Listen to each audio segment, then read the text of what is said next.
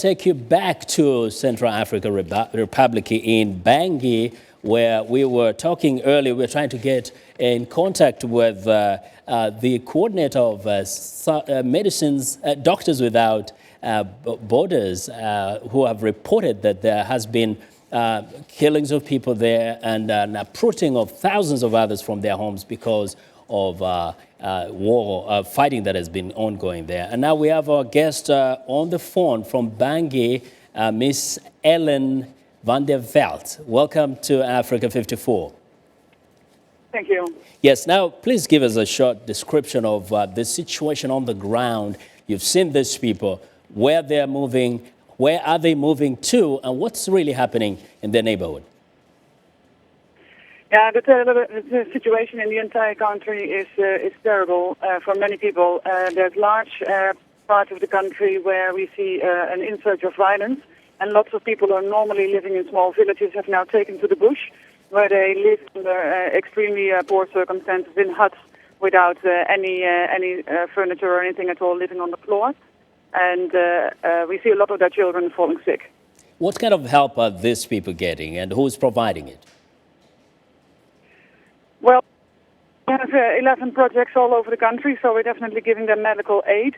And in addition, we're calling upon more actors, including the UN, to deploy more people, because it's not just the fact that we are giving direct aid, it is also our presence as independent, neutral forces or foreigners that gives the people the confidence that they can live in these places in spite of the violence.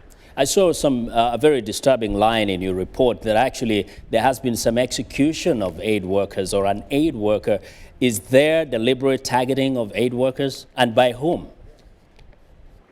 Yeah, we see people dying every day. We know people are dying every day. There's one occasion where even someone who came to help us in one of our clinics was executed.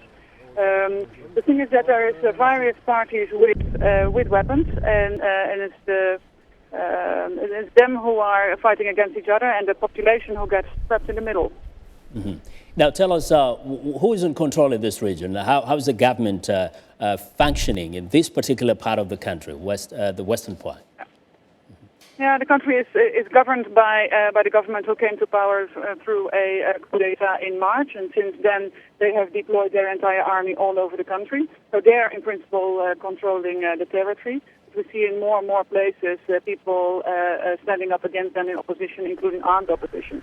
So for the most part, it's the national army who has the control, but they face opposition, and that is what is causing the violence. Very quickly, in a few seconds, what needs to be done now to help these thousands of people who are moving away from their homes? The most important thing we feel is the deployment of more assistance, of more foreign aid, UN as well as NGOs deploying their projects into the especially outside of Bangui, because we have quite a large presence here in the capital. But the issue is that most of these people are out there in the bush around the capital, around major cities, so that is where they need to go.